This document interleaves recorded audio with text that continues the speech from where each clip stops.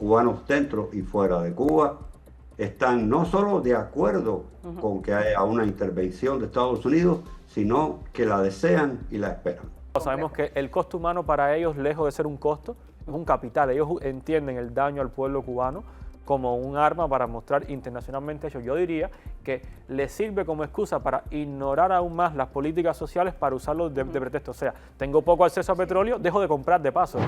Desempolvar toda esta entrevista que no tiene obviamente desperdicio. Mira que decir que eso es una democracia especial, particular. Sí, la verdad es que yo esperaba más de Fernández de Cosío, considerando la experiencia, los años que lleva trabajando el tema de Estados Unidos. No solo en la fluidez del lenguaje que debe usar, sino en la validez de los argumentos que se pueden usar. Eso me recuerda a lo que dijo la Mogherini, la encargada de política exterior de la Unión Europea, hace varios años, cuando dijo que Cuba era una democracia de partido único. Es sorprendente cómo insisten en estos argumentos que son tan cansados, tan agotados, y les resulta tan complejo, tan difícil explicar la razón por la cual los cubanos no tienen ni siquiera dos alternativas. Lo mínimo que se puede aceptar en una democracia, al menos tener dos alternativas, la del gobierno y quizás otra más. De nuevo, es decepcionante ver a un diplomático, a un funcionario de este nivel, con tan pocos, con tan pobres argumentos para rebatir las preguntas muy directas, muy simples, que le está haciendo el periodista. Y gracias a Dios el periodista no se está creyendo lo que le están diciendo, está empujando, está reaccionando. Muy bien, lo felicito. No, la verdad que está impresionante, pero sobre todo además para las personas que siguen viviendo el día a día en Cuba, más allá de lo que nosotros los medios de comunicación podamos señalar. Estoy hablando de lo que tienen que sufrir diariamente. Y gente como tú que ha tenido que salir, gente joven que dice, bueno, ¿qué me queda tristemente en esta isla, excepto marcharme y tratar de luchar por la libertad? Quizá desde afuera tenga más posibilidades que hacerlo desde adentro. ¿Cómo enmarcas tú estas palabras de Bruno Alejandro? Bueno, primero yo creo que, obviando el tema del lenguaje, quizás uno podría pensar, bueno, simplificó demasiado la respuesta por el tema del idioma, pero lo cierto es que cuando hablan directamente en español dan ese mismo tipo de respuestas, claro. No hay diferencia.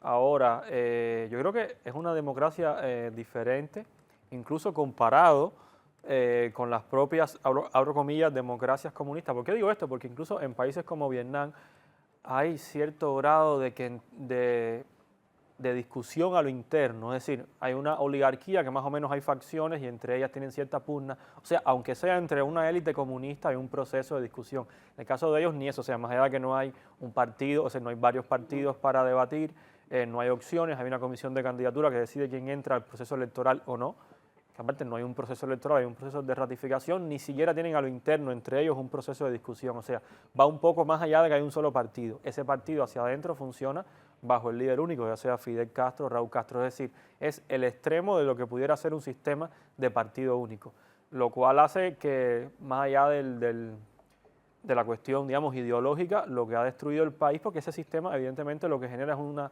práctica de toma de decisiones nunca basada en la eficiencia, nunca basada en lo que quieren las mayorías, sino simplemente en los caprichos de una élite. Yo intento con esto poner un poco más allá de lo ideológico, o sea, cuál es el gran problema con todo esto, además de lo que sabemos de falta de libertad que produce un mundo material como el que tiene Cuba, un mundo colapsado. ¿Por qué? Porque todas las decisiones se toman en función de lo que quiere una élite y ese sistema político lo respalda. No hay espacio ni siquiera en Cuba, dentro del mal llamado sistema electoral, para que alguien diga, yo tengo un programa independiente basado en reparar las tuberías de las calles, nada.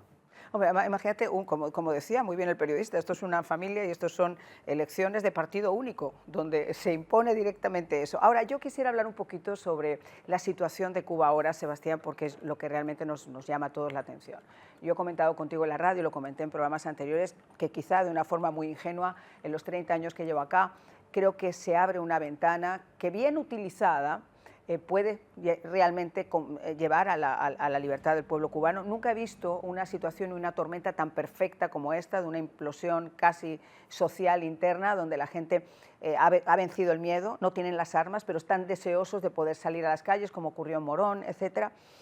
Veo una decisión de una administración realmente de poder llevar esto a cabo con un secretario de Estado, que además es una especie de lanza particular, y creo que ese tipo de situación puede llevarnos a que pueda existir ese cambio en breve. Ahora ha habido un informe que hizo CNN sobre los vuelos sobre las costas cubanas, casi en las costas cubanas, que se han ido repitiendo 25, y esto me hace recordar mucho a la antesala, salvando las distancias, de lo que ocurrió con Venezuela. ¿Cómo ves tú a grandes rasgos esta situación, Sebastián?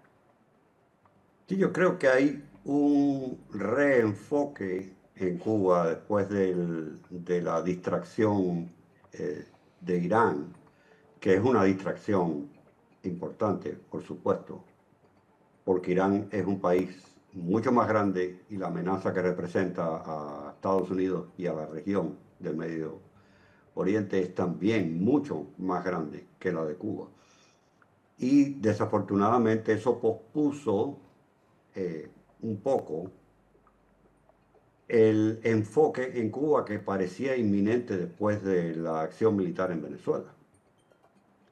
Pero yo creo que esto muestra que hay un reenfoque en Cuba, no solo el tema de los vuelos, sino también el tema de las sanciones, la ampliación de las sanciones a instituciones o individuos que están trabajando directamente con el régimen. Manda un mensaje muy claro a la comunidad internacional, al régimen cubano dentro de Cuba también, por supuesto, y a la población en Cuba, de que Estados Unidos no se ha olvidado del caso de Cuba, de que sigue pensando hacer lo que había planeado desde el principio, que es precisamente salirse de ese estado diplomático establecido desde el año 62, desde la crisis de los misiles, en que Estados Unidos simplemente no iba a hacer ninguna acción directa para forzar un cambio de régimen en Cuba. Ese status quo desapareció completamente y Estados Unidos simplemente está recordando a todo el mundo, pero muy en particular al régimen cubano, que Estados Unidos sigue pensando convertirse en ese agente de cambio que Cuba necesita hoy en día. Y las encuestas que hemos visto, tanto de Miami como desde adentro de Cuba, la semana pasada presentamos acá en la universidad una encuesta organizada por el Toque y una treintena de entidades digitales que tratan sobre Cuba, donde los números son muy, muy claros. Los cubanos dentro y fuera de Cuba están no solo de acuerdo con que haya una intervención de Estados Unidos, sino que la desean y la esperan. Y que la piden además lo antes posible. Pero fíjate, hay una cosa que ha cambiado. Siempre se decía que cuando se imponían sanciones era el pueblo cubano el que más tenía que sufrirlas. Ahora han sido enfáticos en que las sanciones que se están imponiendo y se van a seguir imponiendo, según dijo el presidente Donald Trump, van a ir enfocadas en esa cúpula, van a ir enfocadas tanto en la cúpula gaesa como en la cúpula castrista. ¿Qué nos tienes que comentar sobre eso, Alejandro? Lo primero es un tema que desde el punto de vista humano es un tema muy delicado y desde el punto de vista técnico, económico y político también lo es. Primero, porque en el caso de Cuba, a diferencia de otros regímenes autoritarios, estoy pensando en el caso de Sudáfrica, no hay una economía privada que sostenga, ¿no? Nunca, claro. Entonces, si se dice con toda razón que el Estado cubano, el régimen cubano controla la mayor parte de la economía, lo cual es un hecho innegable, entonces afectar la economía del régimen cubano evidentemente implica afectar al pueblo cubano. Por eso, más allá de la posición que tenga cada cual, que es libre, yo creo que siempre debe tenerse en cuenta lo que está ocurriendo realmente. Y bueno, en mi caso yo tengo hecho unos modelos econométricos, o sea, estudios con estadísticas de cómo se ha comportado la relación sanciones y el acceso a alimentos por parte del pueblo cubano, y las conclusiones son evidentemente complicadas. La primera es que cuando aumentan la restricción de ingresos del régimen cubano, se reduce el acceso a alimentos del pueblo cubano por algo muy sencillo. Hay prioridades. Defensa, que no es más que represión, sobre todo. Hay otras cosas que hay que priorizar. Y por el otro, lo paradójico es que el aumento significativo de los ingresos del régimen cubano esencialmente el periodo Obama, que coincidió con alta, turismo y alta exportación de trabajo esclavo, no aumenta en la misma proporción el bienestar del pueblo cubano. Entonces, es demasiado complicado, por supuesto. Esto lleva a pensar las estrategias políticas con la objetividad de qué es lo que va a pasar, qué puede pasar, a dónde nos puede llevar una sanción, a que el pueblo ya lleve un extremo de haitianización y decida tomar las calles, a que la cúpula decida rendirse, lo cual es muy complicado. Sabemos que el costo humano para ellos, lejos de ser un costo, es un capital. Ellos entienden el daño al pueblo cubano como un arma para mostrar internacionalmente eso. Yo diría que les sirve como excusa para ignorar aún más las políticas sociales para usarlo de pretexto. O sea, tengo poco acceso a petróleo, dejo de comprar de paso.